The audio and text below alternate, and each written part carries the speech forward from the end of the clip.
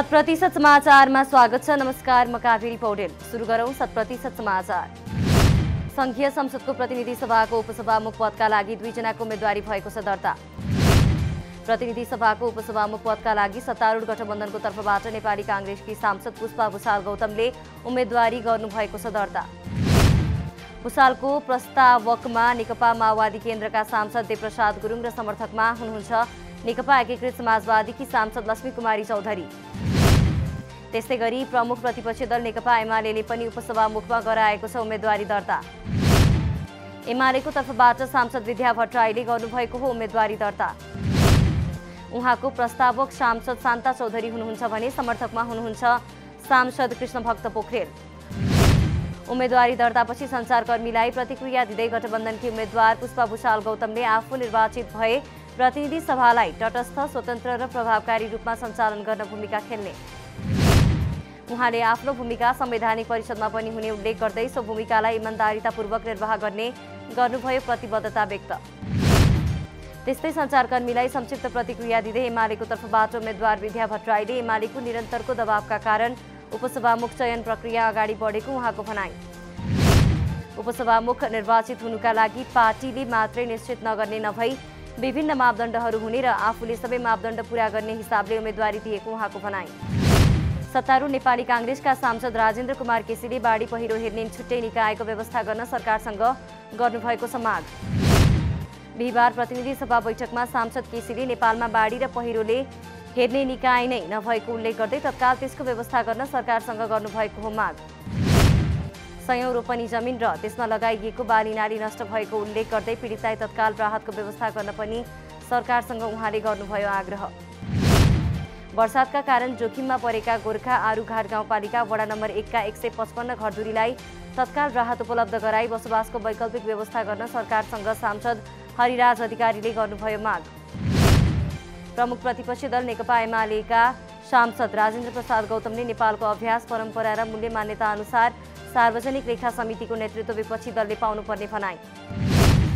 वर्तमान सरकार बनेको वर्ष दिन बितिसक्दा पनि समितिको सभापति परिवर्तन नगरिएको प्रति उहाँले जनाउनुभयो आपत्ति। प्रमुख प्रतिपक्षी दललाई बाइपास गरेर सार्वजनिक लेखा समितिको प्रतिवेदन ल्याइएको उहाँको भनाइ। राष्ट्रिय सभाका सांसद एवं पूर्व उपप्रधानमन्त्री वामदेव गौतमले 1 हप्ताभित्र राष्ट्रिय सभाका उपाध्यक्ष पदको निर्वाचन गर्न राष्ट्रिय सभाका अध्यक्ष गणेश प्रसाद तिमलसिंहसँग गर्नुभएको छ माग। सांसद गौतमले राष्ट्रिय सभा अन्तर्गतको दिगो विकास तथा सुशासन समिति, विधायन व्यवस्थापन समिति र प्रत्यायोजित व्यवस्थापन तथा सरकारी आश्वासन समितिको सभापतिको टुङ्गो पनि तत्काल लगाउन अध्यक्ष तिमलसिंहको गराउनुभयो ध्यानाकर्षण। राष्ट्रिय सभाको 4वटा समितिमध्ये 3वटा समिति नेतृत्वविहीन भएको उल्लेख गर्दै उहाँले त्यसको तत्काल व्यवस्था गर्न अध्यक्ष तिमलसिंहले ध्यान नदिए आफूहरू आन्दोलनमा जान बाध्य हुने दिनुभयो चेतावनी। सांसद गौतमले ज्येष्ठ सदस्यको हैसियतमा दिगो विकास तथा सुशासन समितिको वार्षिक प्रतिवेदन सभामा गर्नुभएको थियो पेश। गृहमन्त्री बालकृष्ण खाडले प्रतिनिधि सभाबाट सन्देशसहित प्राप्त सामाजिक सुरक्षा पहिलो संशोधन विधेयक 2079 पारित गर्न राष्ट्रिय सभाका सांसदलाई गर्नुभएको छ आग्रह। गृहमन्त्री खाडले दलीय सहमतिकै आधारमा अघि बढेकाले यसलाई तत्कालका लागि पारित गरेर अघि बढाउन उपयुक्त हुने राख्नुभएको हो धारणा। उहाँले सो विधेयक अत्यावश्यक भएकाले पनि पारित गर्न ढिलाइ गर्न नहुने पार्नुभयो स्पष्ट। गृहमन्त्री खाडले सो विधेयकमा अपाङ्गता भएका व्यक्तिहरूको बारेमा सांसदहरूले दिएको सुझावलाई सरकारले गम्भीरतापूर्वक लिने विश्वास गर्नुभयो व्यक्त। सरकारले तलब र पेन्सन लिएकाहरूलाई सामाजिक सुरक्षा भत्ता लिन नपाउने व्यवस्था कायमै राखेको मन्त्री खाडको भनाइ। प्रमुख प्रतिपक्षी दल नेकपा एमालेका राष्ट्रिय सभाकी सांसद डाक्टर विमला राई पौडेलले सभामुख अग्निप्रसाद सापकोटाको काम कारबाहीप्रति असन्तुष्टि गर्नुभएको छ व्यक्त। राष्ट्रिय सभाबाट पठाइएको अत्यन्तै महत्त्वपूर्ण 12वटा विधेयकहरू समेत प्रतिनिधि सभामा वर्षौंदेखि अड्किएर राखेको भन्दै सभामुख सापकोटाप्रति उहाँले जनाउनुभयो असन्तुष्टि। बिहिबार राष्ट्रिय सभा बैठकमा बोल्दै सांसद पौडेलले सभामुख सापकोटा वर्षौंदेखि थन्किएर बसेका विधेयकलाई अघि बढाउनुको साटो मुद्दा मामिलामा लागेको भन्दै जनाउनुभयो आपत्ति। उहाँले राष्ट्रिय सभाले पारित गरेर पठाएका विधेयकहरू विषयगत समितिहरूमा छलफल गराएर अघि पारित गराउने काम सभामुख सापकोटा भए पनि त्यसप्रति उहाँ जिम्मेवार नभएको गर्नुभयो गुनासो। उहाँले सत्तारूढ गठबन्धनमा अड्किएर बसेको विधेयकहरू पारित समेत नगराई संसद अधिवेशन अन्त्य गरेर संघ र प्रदेशको निर्वाचनमा जाने तयारीमा रहेको भन्दै गर्नुभयो आक्रोश व्यक्त। संघीय संसदको दुवै सदनमा रहेका विधेयकहरू पारित गरेर मात्रै संसद अधिवेशन अन्त्य गर्नुपर्ने सांसद पौडेलको भनाई। नेकपा माओवादी केन्द्रका अध्यक्ष एवं पूर्व प्रधानमन्त्री पुष्पकमल दाहालले वैज्ञानिक बहसको नेतृत्व र आन्दोलन गर्न पछि फर्काउने तत्त्व प्रवृत्ति हावी हुने गर्नुभएको छ दावी। उहाँले स्वतन्त्र भनेर राजनीतिमा आएका केही व्यक्तिहरू स्वतन्त्र नभई विभिन्न नाममा देशलाई पछि लैजाने तत्त्वहरू भएको गर्नुभयो दावी। अध्यक्ष दाहालले अहिलेको नेपालमा र समयमा स्वतन्त्र र व्यक्तिगत भन्ने कुनै मानिस नरहेको गर्नुभयो उल्लेख। नेपालमा वैज्ञानिक सोच राख्ने इमान्दार कम्युनिस्ट अझै एक ठाउँमा हुन आवश्यक रहेको उहाँको भनाई। जनताको अधिकार खोज्ने र सीमित वर्गको हातमा अधिकार केन्द्रित गर्ने तत्त्वलाई परास्त गर्न आईटी इन्जिनियरहरू वैज्ञानिकहरू र समाजलाई नयाँ बनाएर विकास समृद्धि र सभ्यताको नयाँ यात्रा सुरु गर्न आवश्यक रहेको अध्यक्ष दाहालको भनाई। अहिलेसम्म जनस्तरबाट भएका क्रान्ति कम्प्रोमाइजका कारण राजनीतिक रूपमा पूर्ण हुन नसकेको उहाँको भनाई। अहिलेको समाज नयाँ बाटोतिर जान नदिने भएकाले यसलाई तत्काल वैज्ञानिक समाजमा लैजान नसकिने उहाँको भनाई। राजनीतिक दलहरूमा पार्टीको भक्ति गर्ने नेता रहुन्जेल वैज्ञानिक चेतनाको विकास हुन नसक्ने नेकपा एमालेका नेता घनश्याम भुसालको भनाई। बिहिबार ललितपुरमा आयोजित नेपालमा विज्ञान तथा सूचना प्रविधि सम्बन्धित नीति संवाद कार्यक्रममा बोल्दै उहाँले व्यक्त गर्नुभयो उक्त धारणा। उहाँले राम्रो राष्ट्रको परिकल्पना गर्न राम्रो राजनीति चाहिने र त्यो राजनीतिक दलमा नरहने भएकाले राजनीतिक दलहरू सुध्रिनुको विकल्प नरहेको गर्नुभयो उल्लेख। कुनै पनि दलले नारा ल्याए पनि कसरी बनाउने भन्ने योजना पुष्टि गर्न नसकेको उहाँको भनाई। उहाँले नेपालमा कुनै पनि पार्टीले बनाएको नाराहरू वैज्ञानिक नरहेको गर्नुभयो दावी। पुँजीपति वर्गसँगको साँठगाँठमा नै नेतृत्व वर्ग रहेसम्म देशमा वैज्ञानिक समाजको परिकल्पना हुन नसक्ने नेता भुसालको धारणा।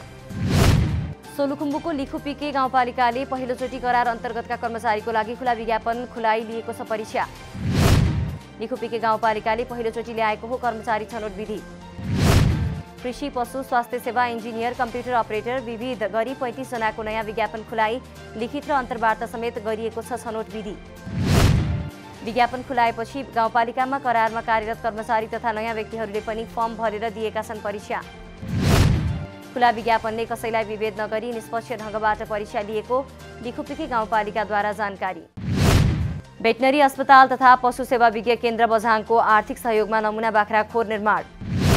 जिल्लाकै विकट मानिने तलकोट गाउँपालिका वडा नम्बर 7 पशुपालन क्षेत्रमा भेडा बाख्रा पालनमा जिल्लाकै पकेट क्षेत्रको रूपमा परिचित। यस क्षेत्रमा अधिकांश मानिसको मुख्य आम्दानीको स्रोत भेडा बाख्रा। छोटो समयमा वर्षेनी मनग्य आम्दानी गरिरहेका यस क्षेत्रका कृषकका लागि बझाङ भेटनरी अस्पताल तथा पशु सेवा विज्ञ केन्द्र सहारा बनेको स्थानीयको भनाई। 3 वर्षमा एकीकृत कृषि तथा पशु सेवा विकास कार्यक्रम अन्तर्गत बडी गाउँमा 15 नमुना बाख्रा खोर निर्माण। 45 बाख्रा खोर सुधार, 1 पशु सङ्कलन केन्द्र, प्रजनन योग्य उन्नत जातको बोका, निःशुल्क औषधि वितरण कार्यक्रम गरिएको केन्द्रद्वारा जानकारी। केन्द्रले 1 करोड 10 लाख रुपैयाँ बडी गाउँ नमुना बाख्रा विकास समितिलाई गरेको छ सहयोग। कञ्चनपुरको बेलौरी नगरपालिकाले कालो प्लास्टिक पोलिथिन झोला प्रयोग गर्न लगाएको छ प्रतिबन्ध। नगरपालिकाले सार्वजनिक सूचना प्रकाशित गर्दै आगामी साउन 1 गतेदेखि लागू हुने गरी कालो प्लास्टिक झोला प्रयोगमा प्रतिबन्ध लगाउने जानकारी। नगरपालिकाभित्र बसोबास गर्ने उद्योगी व्यवसायी तथा आम नागरिकलाई पोलिथिन झोला प्रयोग नगर्न गरिएको छ आह्वान। स्वच्छ सफा एवं वातावरण मैत्री नगर निर्माण गर्ने उद्देश्यले कालो पोलिथिन झोला प्रयोगमा प्रतिबन्ध लगाउने निर्णय भएको नगर प्रमुख पोतीलाल चौधरीले गराउनुभयो जानकारी। नगर प्रमुख चौधरीले पोलिथिन झोलाको सट्टा कागज वा कपडाको झोला प्रयोग गर्न नगरवासीलाई गर्नुभएको छ आह्वान। लमजुङ पूर्णखोप सुनिश्चित तथा दिगोपन जिल्ला भएको छ घोषणा।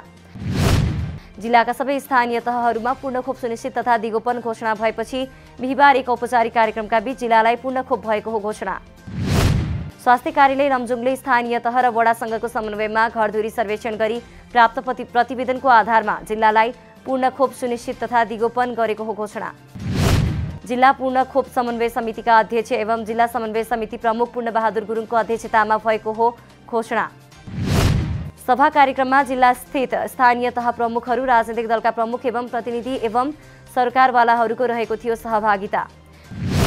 घोषणासँगै कार्यक्रमका सहभागीहरूले पूर्णखोप सुनिश्चित तथा दिगोपनका लागि प्रतिबद्धता पत्रमा गरेका थिए हस्ताक्षर। जिल्लाका सबै स्थानीय तहहरूले पूर्णखोप सुनिश्चित र दिगोपन घोषणा गरिसकेकाले सोही प्रावधान बमोजिम जिल्लालाई पनि घोषणा गरिएको स्वास्थ्य कार्यालय लमजुङका प्रमुख अमर दवाडीको भनाई। जिल्लाका स्थानीय तहबाट प्राप्त विवरण अनुसार केही स्थानीय तहहरूले वैशाख महिनामै पूर्ण खोप सुनिश्चित तथा दिगोपना बालिका गरेका छन् घोषणा। नेकपा एमाले पार्टीको अर्थ तथा योजना विभाग सदस्यको रूपमा कायम एम अधिकारी भन्ने व्यक्ति राष्ट्र बैङ्कको गभर्नर महाप्रसाद अधिकारी नभएको पारेको छ प्रश्न। एमाले कार्यालय सचिव भीष्म अधिकारीले बिहिबार गभर्नर अधिकारी सार्वजनिक पद धारण गरेको व्यक्ति भएकाले एमालेको विभागमा नराख्ने वैधानिक व्यवस्था रहेको गर्नुभएको हो उल्लेख। एम अधिकारीको विषयमा प्रश्न उठेपछि गभर्नर अधिकारीले आफू कुनै पनि पार्टीमा नरहेको र त्यस्तो पदमा बस्ने कल्पना पनि नगरेको गर्नुभयो उल्लेख। आफूलाई जोडेर भ्रम सिर्जना गरिएकाले यसबारे स्पष्ट पारिदिन भन्दै एमालेलाई पठाउनु भएको थियो पत्र। उक्त पत्रको जवाफ दिँदै एमाले कार्यालय सचिवले गभर्नर अधिकारीलाई स्पष्ट पारिएको बारे गर्नुभएको छ पत्र सार्वजनिक। राष्ट्र बैङ्कको कानुन अनुसार कुनै पनि दलमा आबद्ध व्यक्ति राष्ट्र बैङ्कको गभर्नर, डेप्युटी गभर्नर तथा सञ्चालक समितिमा बस्न नपाउने गरेको छ उल्लेख। देश छोडेर भागेका श्रीलङ्काली राष्ट्रपति गोटाबाया राजापाक्से पुग्नु भएको छ मालदिप्सको राजधानी मालेबाट सिङ्गापुर। राष्ट्रपति राजापाक्से मालदिप्सबाट सिङ्गापुर जाँदै गरेको साउदी एयरलाइन्सको विमानमा गएको बीबीसीद्वारा उल्लेख। उहाँलाई लैजान बिहिबार एउटा निजी जेट पुगेको थियो मालदिप्स। तीव्र प्रदर्शनका बीच गोटाबाया बुधबार श्रीलङ्काबाट भागेका थिए मालदिप्स, तर सुरक्षाको कारणले गर्दा निर्धारित समयमा उड्न नपाएको उल्लेख। राजापाक्से सिङ्गापुरमा बस्ने वा नबस्ने स्पष्ट नभएको जानकारी। श्रीलङ्काको राजधानी कोलम्बोमा भएको प्रदर्शनका क्रममा भएको छ एकजनाको मृत्यु। प्रहरीले प्रदर्शनकारीमाथि प्रहार गरेको असर ग्यासबाट 26 वर्षीय युवकको भएको हो मृत्यु। कोलम्बो नेशनल अस्पतालले पनि बुधबारको प्रदर्शनमा एकजनाको मृत्यु भएको गरेको छ पुष्टि। श्रीलङ्काका राष्ट्रपति गोटाबाया राजापाक्से देश छोडेपछि प्रधानमन्त्री रनिल विक्रमासिङ्घेलाई कार्यवाहक राष्ट्रपति गरिएको छ नियुक्त। तर उक्त निर्णयपछि प्रदर्शनकारीले प्रधानमन्त्रीको राजीनामा पनि माग गर्दै थप विरोध गरेका थिए। प्रदर्शनकारीबाट राष्ट्रपति भवन, प्रधानमन्त्रीको कार्यालय लगायतका सरकारी संस्था फिर्ता लिन सुरक्षा बढाइएको छ व्यवस्था। श्रीलङ्का दशौंको यताकै सबैभन्दा खराब आर्थिक सङ्कटबाट गुज्रिरहेको बेला विरोध भएको हो प्रदर्शन। आइसिसी पुरुष विश्वकप लिग 2 अन्तर्गत स्कटल्यान्डमा जारी त्रिकोणात्मक एक दिवसीय अन्तर्राष्ट्रिय सिरिजमा नेपालले गरेको छ पहिलो जित दर्ता। बुधबार भएको खेलमा आयोजक स्कटल्यान्डलाई 5 विकेटले हराउँदै नेपालले सिरिजमा निकालेको हो पहिलो जित। स्कटल्यान्डमाथि नेपालको यो ऐतिहासिक जित। स्कटल्यान्ड विरुद्ध नेपालले निकालेको हो पहिलो पटक जित। यसअघि भएको पहिलो खेलमा नेपाल नामिबियासँग भएको थियो 40 रनले पराजित। स्कटल्यान्डको यो जारी सिरिजमा पहिलो हार। नेपालको जितमा आसिफ शेखले खेले 71 रनको अर्धशतकीय इनिङ्स। अखिल नेपाल फुटबल संघ एन्फाका उपाध्यक्ष कुमार केसीले संघको आसन्न कार्यसमिति बैठकमा एजेन्डा थप्न गरेका छन् माग। नवनिर्वाचित कार्यसमिति वार्षिक कार्यक्रम सहित अघि बढ्नुपर्ने बताउँदै उनले आसन्न बैठकमा 5 वटा एजेन्डा थप्न गरेका हुन् माग। केसीले एन्फा मुख्यालय पुगेर महासचिव किरण राई समक्ष एजेन्डा थपको विषयमा गराएका छन् पत्र दर्ता। विशेष साधारण सभाको मिति तोक्नुपर्ने, महिला लिगको दोस्रो चरणको खेलको सम्बन्धमा निर्णय गर्नुपर्ने, राष्ट्रिय लिग गर्ने सम्बन्धमा कार्यसमिति बैठकले निर्णय गर्नुपर्ने उपाध्यक्ष केसीको माग। 100% समाचार अहिलेलाई यति नै। नमस्कार।